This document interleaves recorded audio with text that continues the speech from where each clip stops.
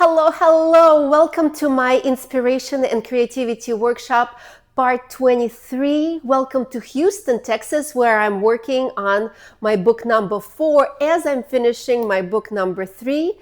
And today's inspiration are puzzles as a way to relax and get away from your problems in reality. As some of you know, I'm going through a very stressful time in my life right now, and being hyperactive person, meditation and yoga, those things are not for me because my mind keep on racing.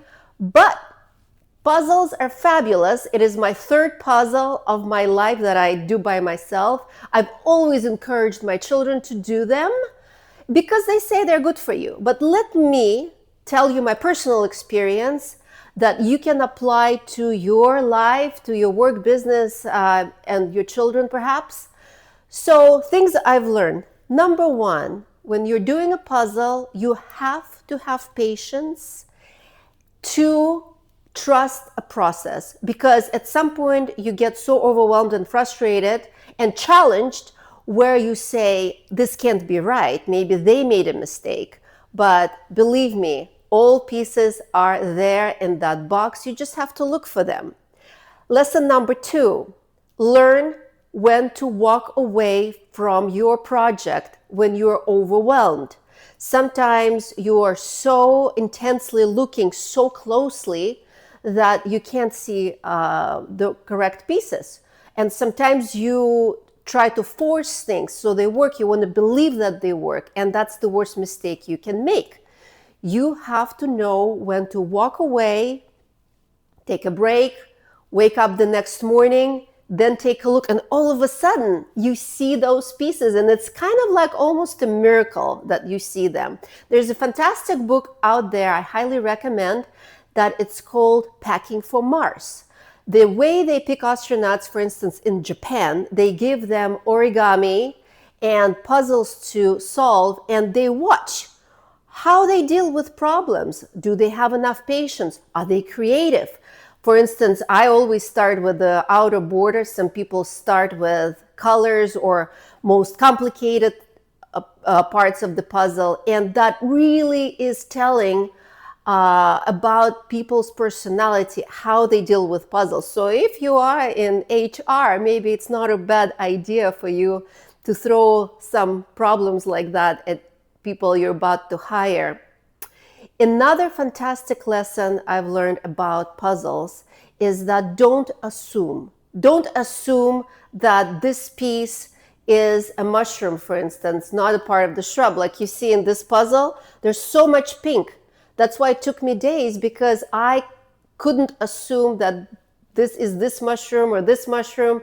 So it teaches you to expand your mind and not to assume, to say perhaps. And perhaps is a very, very difficult word, especially if you are in a stressful and competitive environment. For you to say perhaps is a very difficult word, because your employees or people that look up to you don't like perhaps. They like for sure.